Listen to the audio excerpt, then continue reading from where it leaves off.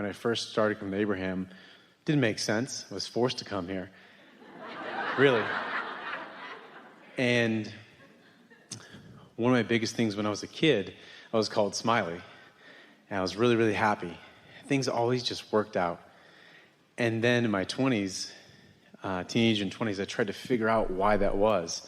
And, when I was a kid, I think I understood the purpose of life was to have fun. And as I started digging more into metaphysics and reading, and it became more about sort of trying to manifest success, and maybe it's more about accomplishments. We just want to jump in really briefly with one word. From our perspective, the utter definition of success is joy in this moment. So satisfaction is the success that you're looking for, and every other kind of success will follow that. The success of alignment with who you are then connects you with the success of everything that you've asked for too. But if you're looking for anything other than that, then you get off track pretty easy. Yes. Joseph Campbell said, follow your bliss. Right on track. That's exactly right on track. Okay. That changes the perspective too. Yeah, I get that. I've had some contrast through relationships and business and that kind of stuff. And good. It's the stuff eternity is made of. Say that again?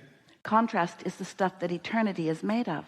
Without contrast, there cannot be clear choices. And without clear choices, there cannot be new creation. So contrast isn't you doing something wrong. Contrast is life serving you, serving your evolution. And once you're really good at focusing quickly, then contrast doesn't bother you at all. You just see it as opportunity to choose. Because contrast doesn't defeat you when you're in the driver's seat of choosing. So maybe as the key is, are we to find joy in the contrast?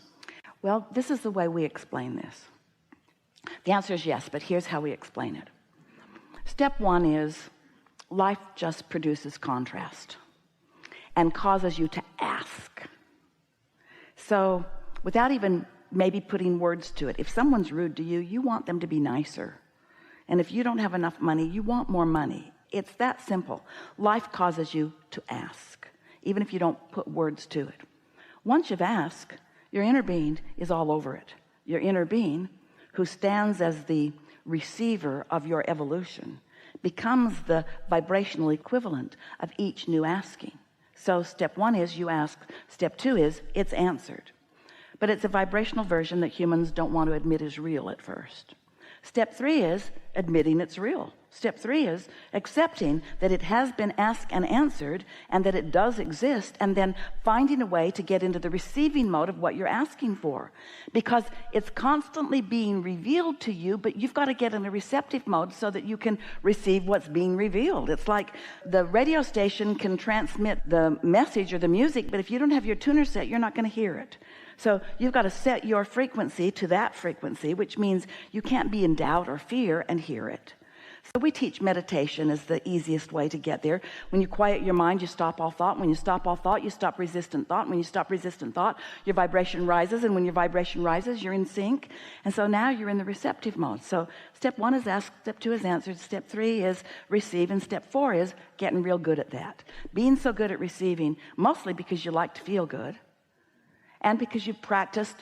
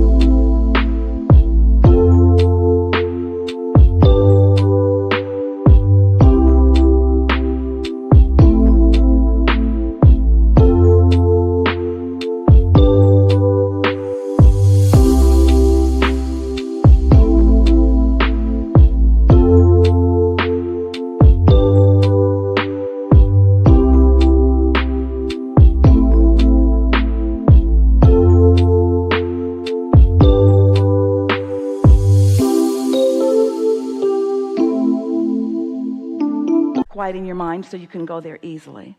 So step 4 is just being real good at step 3. That seems silly to have a whole step that's about the step before it. But the receiving mode, it's not like a college degree where once you accomplish it, it's yours forevermore. Hang the plaque on the wall, I have received. It's not like that, because it either is or it isn't in the moment, depending upon how satisfied you are, depending on what you're doing with your thoughts. So step 4 is maintaining some stability there. And then step 5 is what you were just talking about. Step 5 is being back in a contrasting moment, and hear this, often because your inner being inspired you there because you want more expansion. Because if you want expansion, that means you want answers. And if you want answers, you need questions. If you want expansion, you need solutions. And if you want solutions, you need problems. Would you agree? And so when you're tuned in, tapped in, turned on, then very often you are inspired right into the clarity of a problem, because it asks a question that the solution is so satisfying when it comes. It's not failure on your part. It's nothing for you or anyone to be disappointed about. It's the process, and understanding the process and being at one with the process. And then once Esther caught hold of that, when something wonderful would happen in her life, she'd say, I did that. And when something not wonderful would happen, she would say, I did that too. Because she understood that it's part of the clarifying process. But it's certainly not anything to lose your happiness over.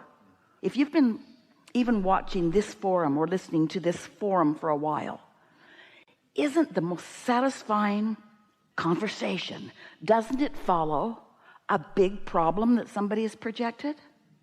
Or a big question? Our answers are only as good and as big as the question. If you've got a tiny little question, we got a tiny little answer. If you got a great big question, we got a great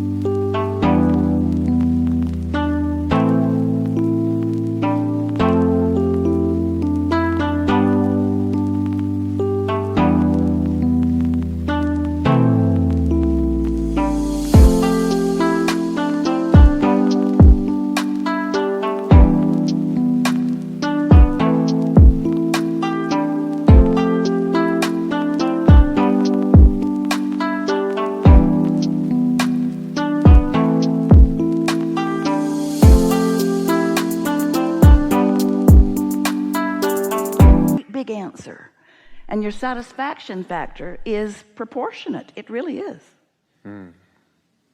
Okay. I think I just got that. I think you did too. It's almost this back end step from 5 to 1. Like that is it's a cycle. The quicker you can move through that.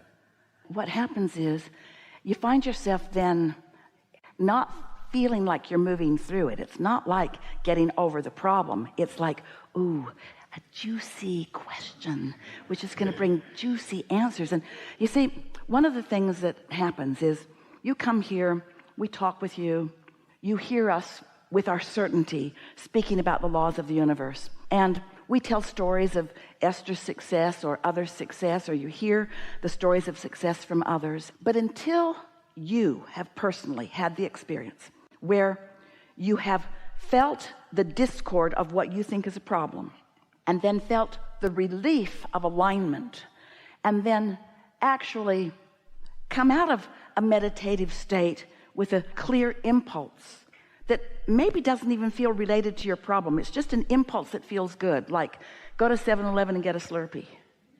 But the impulse is so strong and it feels so good that you do it. And then the next impulse leads to something that is a huge payoff. You meet someone, or another idea comes, or you buy a winning lottery ticket, or something happens. Until you make the correlation between a quieted mind, a raised vibration, a receiving thought, and the following through on it, then you don't know what we're talking about. It's just so many words.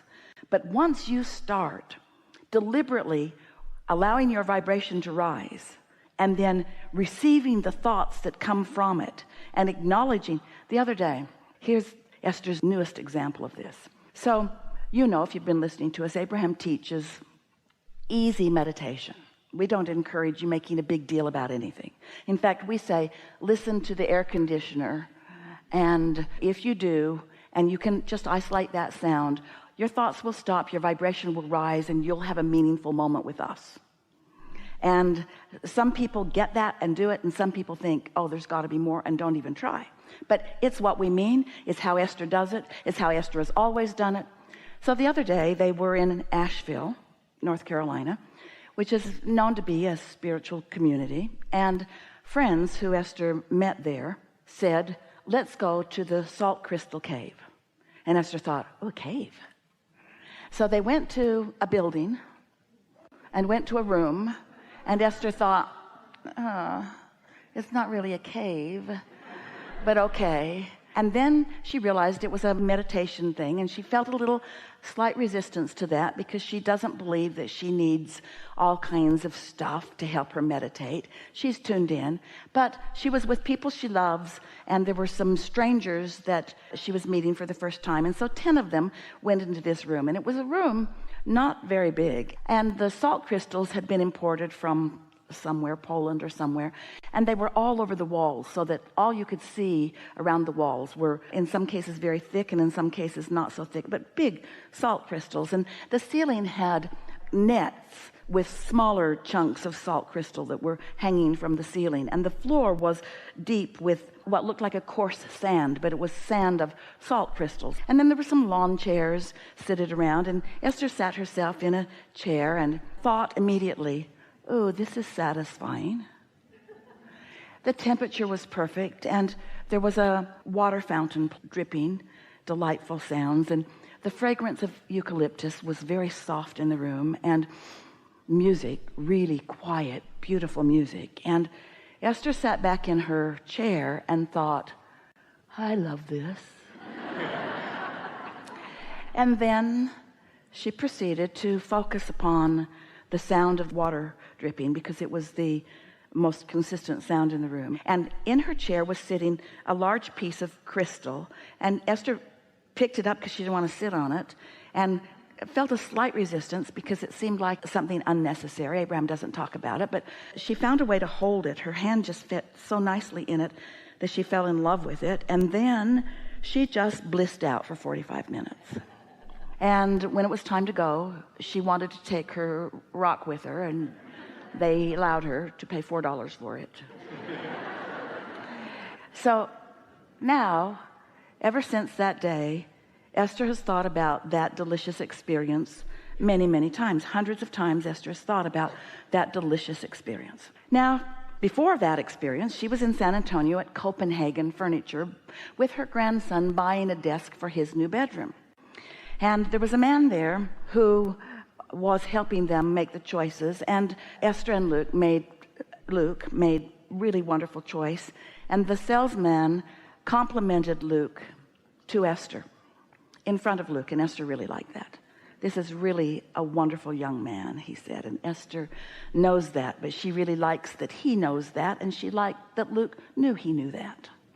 So Esther has another little love affair going on with a stranger, and then she went back with Tracy a few days later and bought some bar stools and met somebody else who knew Esther, and then she went back a few days later and bought some more bar stools, and now this man is there, and he says to Esther, do you mind if I take your phone number and call you? And Esther said, no, I don't mind. So she gave him her number. He said, I have something I want to talk to you about. So now Esther is in the office supply store, and she gets a phone call from this man, and he says, Esther, I want to build a crystal salt cave in San Antonio. And Esther said, of course you do.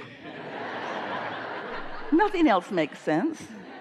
There's no thought that's been more active in my mind over the last several days. In other words, when things like that happen to you, you know how loved you are. You know how well the universe is managing things for you. You understand the continuity of things. And so. Now, Esther may not break ground. She's got 40 acres and plenty of places for a salt crystal cave, maybe really a real cave, maybe even a cave that isn't in a building. In other words, there are all kinds of things that are coming to mind about it.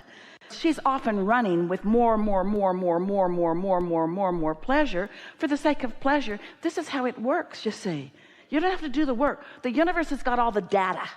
The universe knows everything you want, everything that everybody else wants, and where everything that they want and who they are in relationship to you, and will line you up with it. You just got to know that and be having fun with your grandson buying a desk in the process.